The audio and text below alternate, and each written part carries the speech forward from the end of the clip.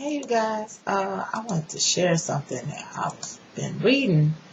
Um, I put the link, yeah, I put the link over in the corner because I'm happy that I can share links now. I didn't even know how to do it, but that's going to show you how much I fuck with computers.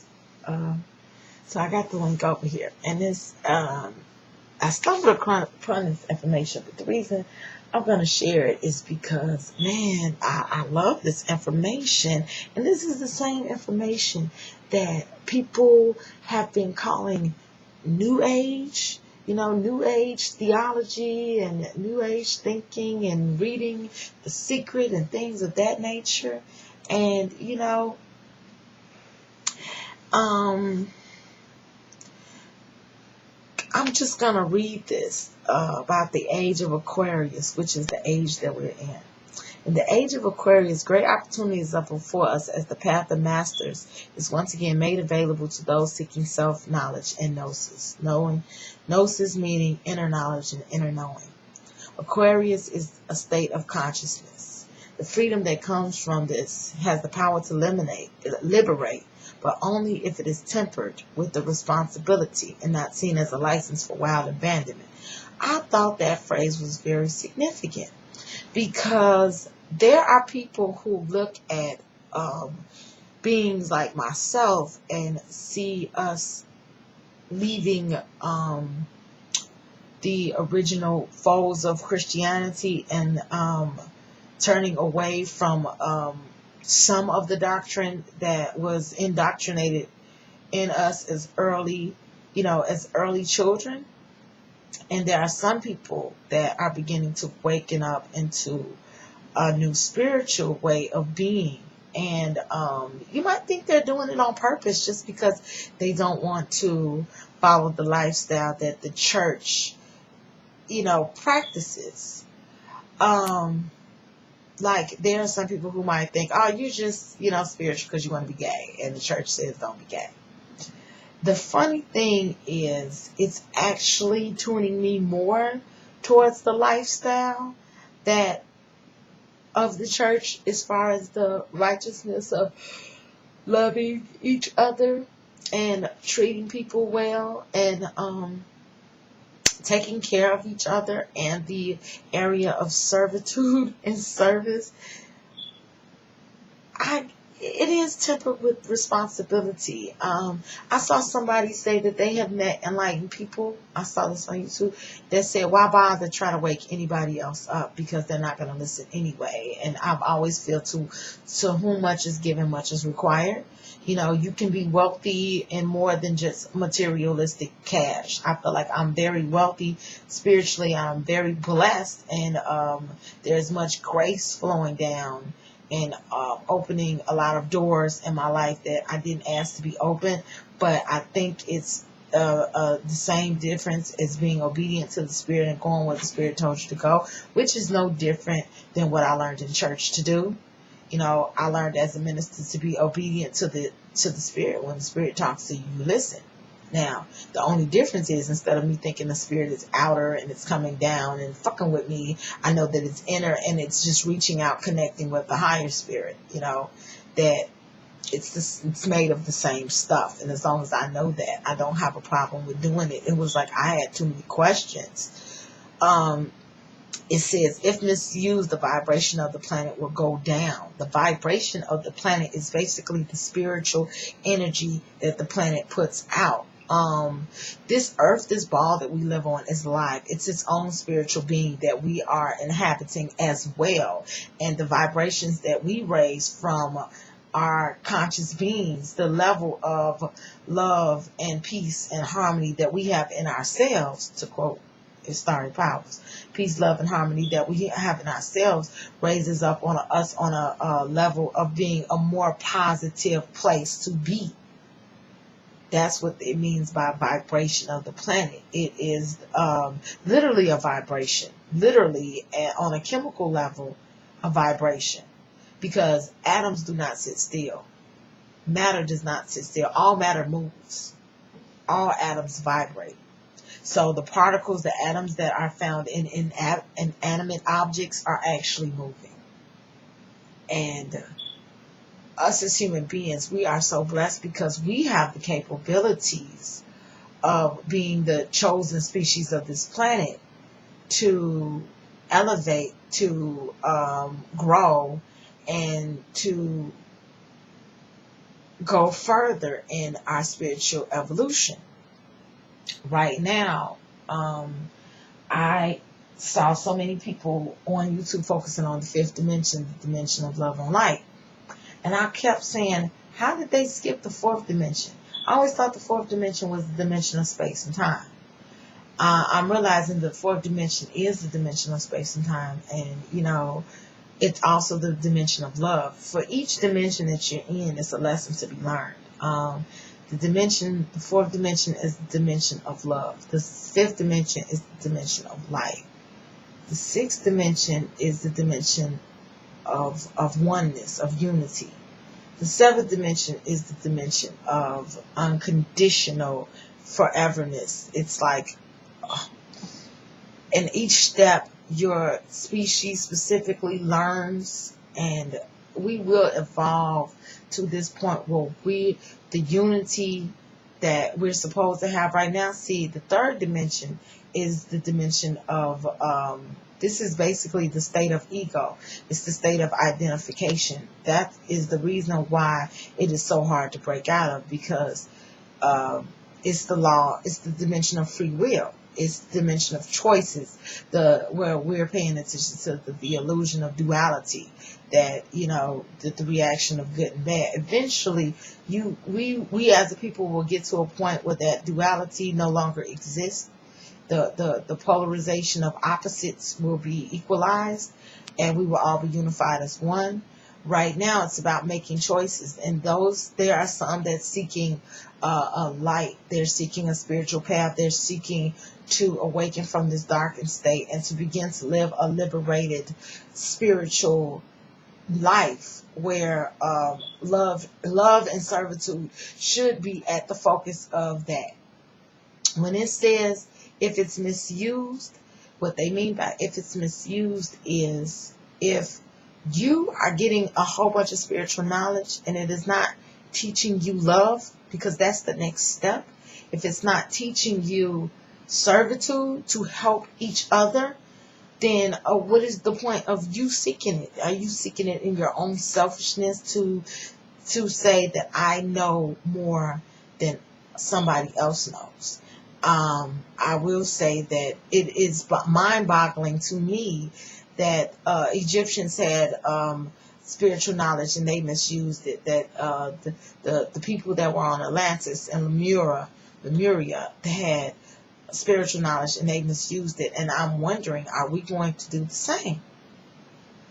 Are we going to take that spiritual knowledge and misuse it? Or are we going to take it? I mean, we have this tool right now. We have this internet, this information highway where you can just click on it and begin to learn and begin to process it. But what's the point of doing it? Which is such an advancement to this Aquarian age. You have people that are waking up younger and younger. And our generation ahead of us, I'm 34. Our generation ahead of us, it would take them, look at the gurus, it takes them 50 or 60 years to get to the point of enlightenment that we're at now. And who I'm talking to is I'm talking to the light workers, to the truth seekers that, are connecting on the internet right now.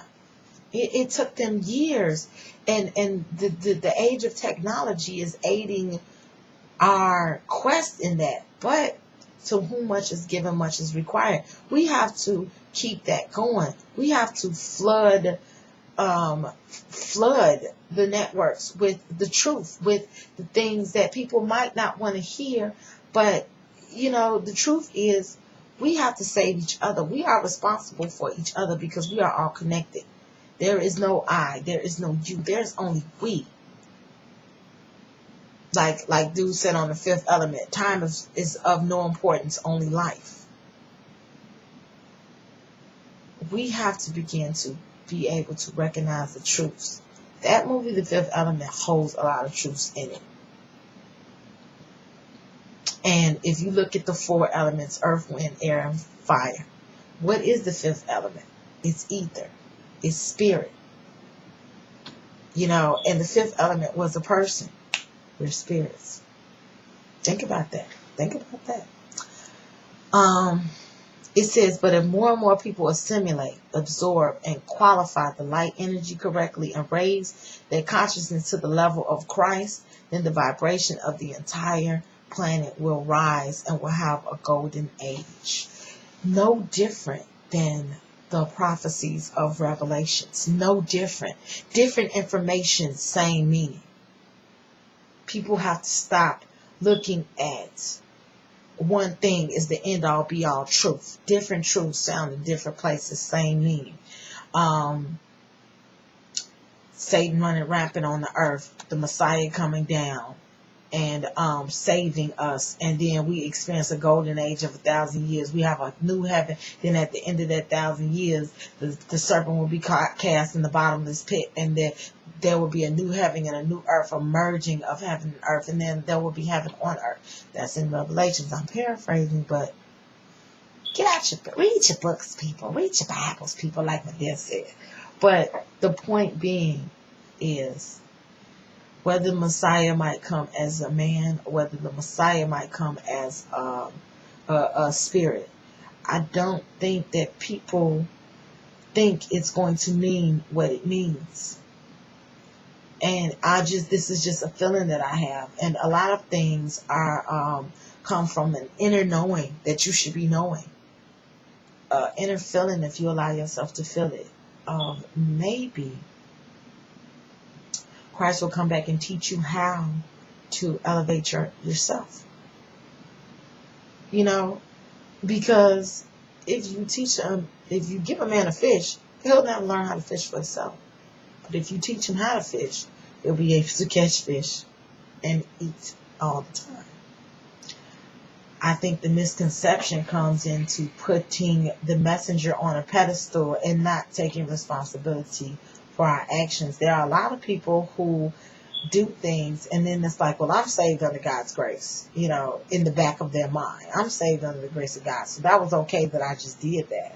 You know, I'm sorry, Lord, it won't happen again. You know, you give your children only so many chances to do wrong before you beat their ass. You know, so what make you think that you're not going to be held accountable for your own actions? And now is the time to wake up and stop living in a state of closed eyes to yourself. Because you cannot truly love and serve somebody else until you love and serve yourself first. Until you learn how to truly love yourself and turn that love inwards. And work on yourself and work on your insecurities and your strengths and your weaknesses and your shortcomings and your misgivings and your dreams and your conquest and your revelations and your hopes for the future. You know, as you begin to reflect on those things and be honest with yourself, you can't be honest with somebody else until you turn a mirror on yourself. What they say in the Bible, before you can point out the speck and remove the speck in your brother's eye, you have to remove the speck in your own eye first. For us to become effective teachers, sharers, learners, you have to hold that mirror up to yourself. You have to be able to walk through that mirror. I always use illustrations to illustrate my points. Have you ever seen a never-ending story? There's a part in a never-ending story where Atreyu is trying to get to the Southern Oracle, right? And he has to go past the first. There's two challenges. He has to go past the first challenge. The first challenge is there are these two sphinxes that's sitting there. And as he's walking, the two sphinxes search how you feel about yourself. And you have to be true to yourself in your heart to pass through the sphinxes. The man tells Sebastian that nobody's ever made it alive. The sphinxes begin to open. When they realize what's truly in their heart, the sphinxes begin to open. And they strike the person dead. So they were telling him to believe in himself as he walked. And he's scared of these big ass, dumb ass sphinxes. They like standing over him like that.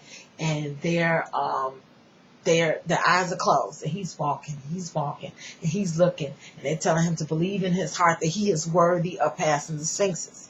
But they can read your heart. That's the thing with the sphinxes. They can read his heart.